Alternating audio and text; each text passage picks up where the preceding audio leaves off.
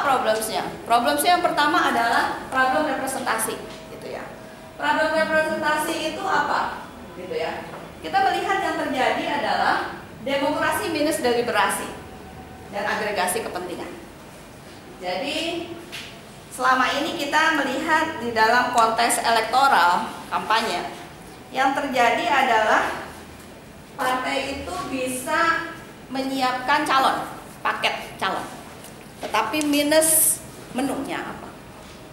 Kita hanya disodorkan gambar-gambar pasangan calon, tetapi menunya apa? Kita nggak tahu.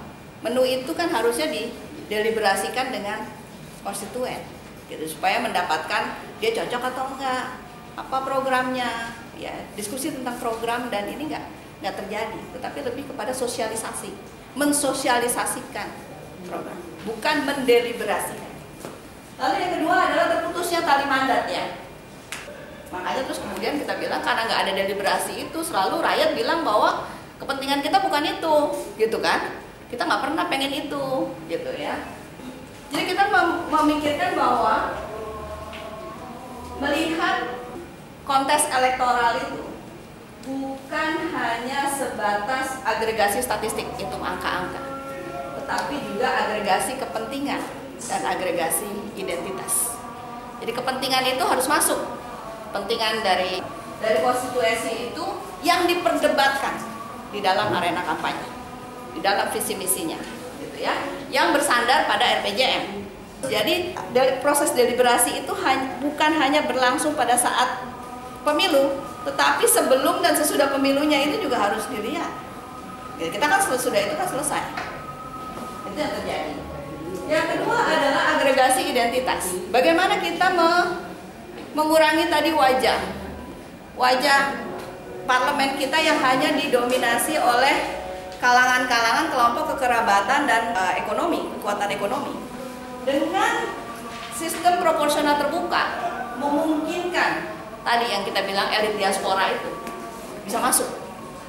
Kalau sistemnya tertutup, kita nggak punya ruang.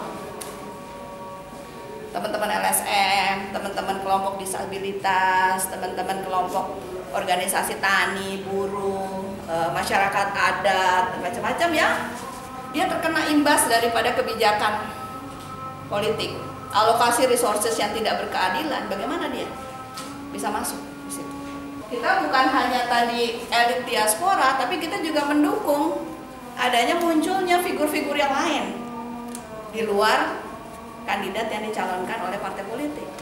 Karena banyak juga loh yang kandidat-kandidat independen itu yang ternyata baik kinerjanya. Di dalam konteks pilkada misalnya, kita melihat ada model Risma, model Ahok, model dulu Jokowi, itu kan bukan berasal dari partai sebetulnya. Saya nggak bilang ya dari partai semuanya jelek gitu loh, tapi ini ada alternatif. Ada membuka siapa yang paling bagus. Jangan dibatasi. Yang kemudian juga adalah kita juga bilang dengan sistem proporsional terbuka tadi, apa yang sudah dicapai, kemajuan yang sudah dicapai, ini bisa terus kita mengalami pendalaman dan perluasan.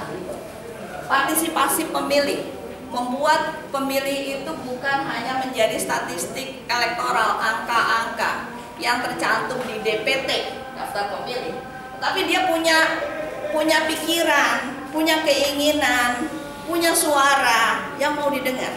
Bukan benda mati si rakyat ini, tetapi bagaimana dia ini bisa terlibat secara integral di dalam penyusunan program kerja kandidat dan program kerjanya partai.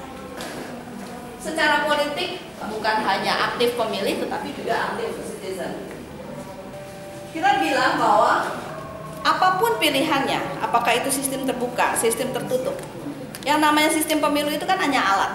Pasti punya, nggak ada yang sempurna, pasti punya keterbatasan, pasti punya kelemahan. Begitu pula dengan sistem proporsional daftar terbuka ini juga tidak luput dari kelemahan-kelemahan. Dan kelemahan-kelemahan ini dicoba kita tutup lewat beragam rekomendasi yang kita buat di buku kodifikasi itu ya.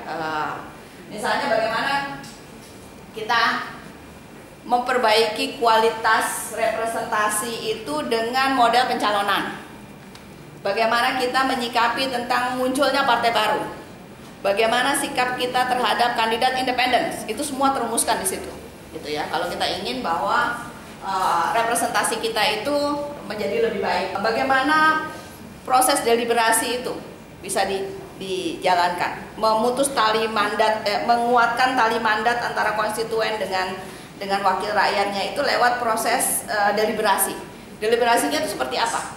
Dibayangkannya bisa bekerja di dalam forum kampanye, forum warga, pertemuan warga, lewat blog politik dan macam-macam, gitu ya. Lalu juga kita membuka adalah pengaturan daerah pemilihan, metode kampanye, dan yang paling penting itu adalah sebetulnya merevisi undang-undang partai politik, gitu ya. Yang ini tidak pernah bisa tuntas yang kita lakukan. Gitu. Jadi kuncinya sebetulnya di sini. Kalau saya melihat kuncinya itu adalah di partai politik. Jadi kita ingin memperbaiki sistem proporsional terbuka, itu amanat reformasi, kedaulatan rakyat memilih wakilnya secara langsung, tidak memilih kucing dalam karung, gitu ya. Kita nggak mau kita nggak tahu siapa wakil yang mewakili kita, gitu ya. Itu amanat itu kalau dibalikkan lagi, ini kita jalan mundur namanya.